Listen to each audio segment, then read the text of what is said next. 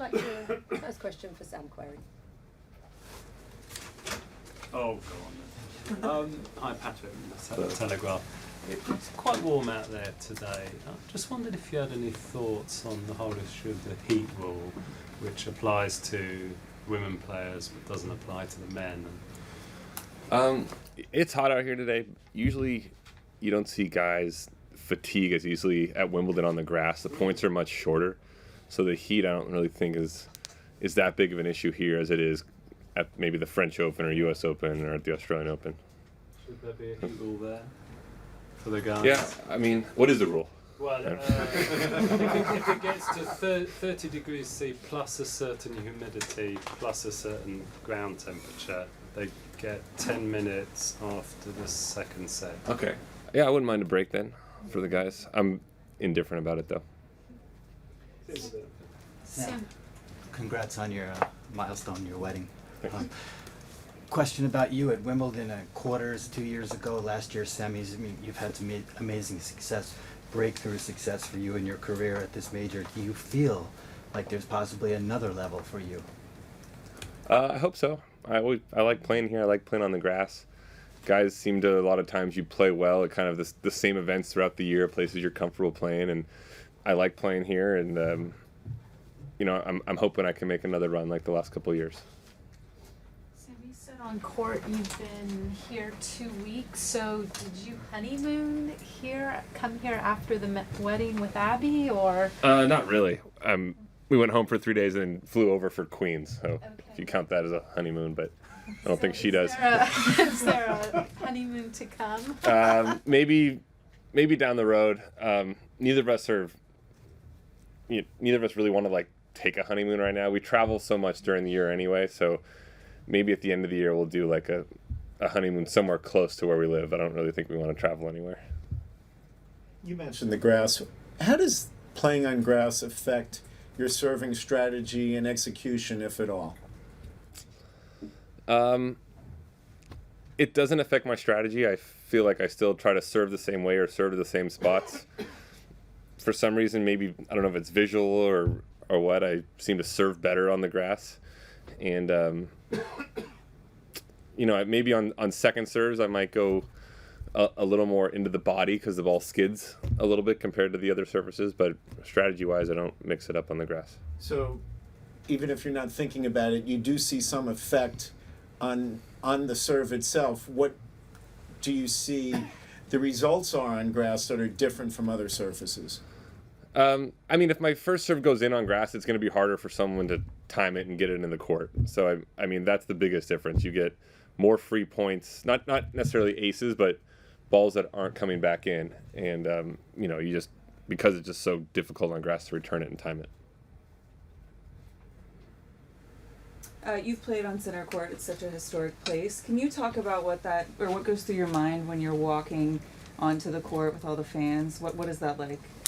It's pretty cool. It starts even before you get there. You walk from the locker room down that hallway, and then you go through some type of members area. And the first time you go out there, it's pretty surreal. It's definitely the most historic and probably greatest tennis venue that we have, and so I've got to play on a few times now, so I'm a little more comfortable out there. But it's definitely something that everyone remembers the first time you kind of head out there. Do you feel like the nerves are a little bit higher on a court like that, or? No, it depends. Last year I played on it, but it was so late in the tournament, so I'd already played 4 or 5 matches, so I was comfortable here already. So I wasn't that uncomfortable out there. I think if it was your first round match, if your first time you went out there was against Roger Federer day one, I think you'd be a little more nervous. Sam, you got to a high of 11 earlier this year in the world. Is there a vast difference between 11 and 9? Is it any kind of a barrier mentally? No, I think everyone wants to say, you got into the top 10. So, 11 and 10 really is the number. But, it doesn't bother me that I didn't get to 10. I'm just going out and playing matches, and if I get there, I get there. How much, if at all, do you even dwell on your ranking? Not too much. You'll drive yourself nuts if you kind of look at your ranking week to week and try to see what you have to defend or not defend. So I just kind of try to put it out of my mind. How much grass did you play on when you were a kid, if at all? Like, say, up to age 15 or 16, did you get to do it at all? No, the first time I played on it was Wimbledon juniors when I was 17. It's probably the case with most players. It's so tough to find grass at other parts of the world, and if it is, it's usually at a high-end country club. And what did you think that first time? it's just fun. I think that's what most people think. It's, you know, you always want to try to dive on it. I think your first time out there, but it's always fun to kind of play on something different, and grass is so unique, and so it's just having it be fun is the best part. You just spoke about what was so wonderful about Wimbledon, but as an American, I'd like to ask a question about the U.S. Open, which is going to be celebrating its 50th anniversary as an open tournament. Could you take a minute and can you single in on a moment or two that were really special for you at the U.S. Open for you? I mean, last year was amazing getting to play a night match on Ash. I'd never done that before.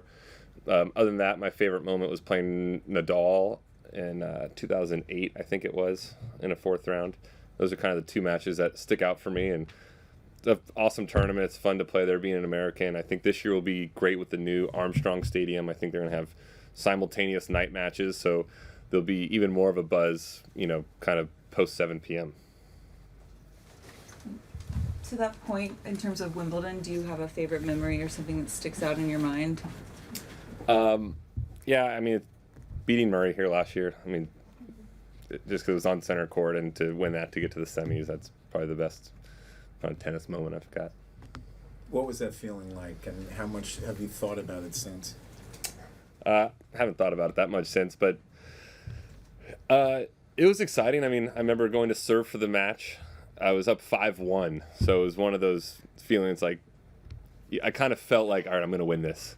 And once I finally closed it out, I don't really remember exactly how I felt. I was probably really excited, and you know, that's kind of all I got there. Have you seen footage of it? No. I mean, maybe I saw like a highlight just hanging around the locker room the next couple of days, but I haven't gone back and like watched footage or anything. Sam, just to follow up to that, you're the last person to play Andy Murray in a slam. Given how demanding the schedule is, how important is it for the modern tennis player to think long term? How important is it? Yeah. Extremely important. I mean, I think too, seeing like, you know, Roger Federer, he's going to be 37 this year, and you know, Wawrinka's in his 30s, and I think Andy's probably 30 or 31. So I'm sure he's looking at it like, I've got 5 or 6 good years left, so there's no reason to rush back and try to play, you know, even though it's Wimbledon, play this right now. Hopefully he's looking long term, and he thinks he can put out 5 or 6 more really competitive years where he can be, you know, out there competing for Slam championships. So I'm sure that was kind of his thinking. If I have it right, a bunch of the young American players have basically been going to sort of one wedding after another. Did you have some of the players come to your wedding, and can you tell us just a little bit about the wedding? I had John and Stevie there. They were groomsmen at mine. You know, Stevie and I were groomsmen at John's. John and I were groomsmen at Stevie's. They were the only two kind of tennis players. We had a really small wedding. There was only about 45 people there. We had it in Florida at Abigail's parents' backyard, basically. So it was weren't a ton of players, but it was really nice. And there was no press conference after the wedding. It was not, no. Sam, what is most unusual, if anything, about your routine before a match, whether it's music, what you have in your bag, or any other idiosyncrasies or superstitions leading up to a match? I would say it's the lack of routine that I have. It's hard to have a routine sometimes when you're playing tennis because you don't know exactly when you're going to start. Sometimes, you know, you're at a different venue all the time. The food's different.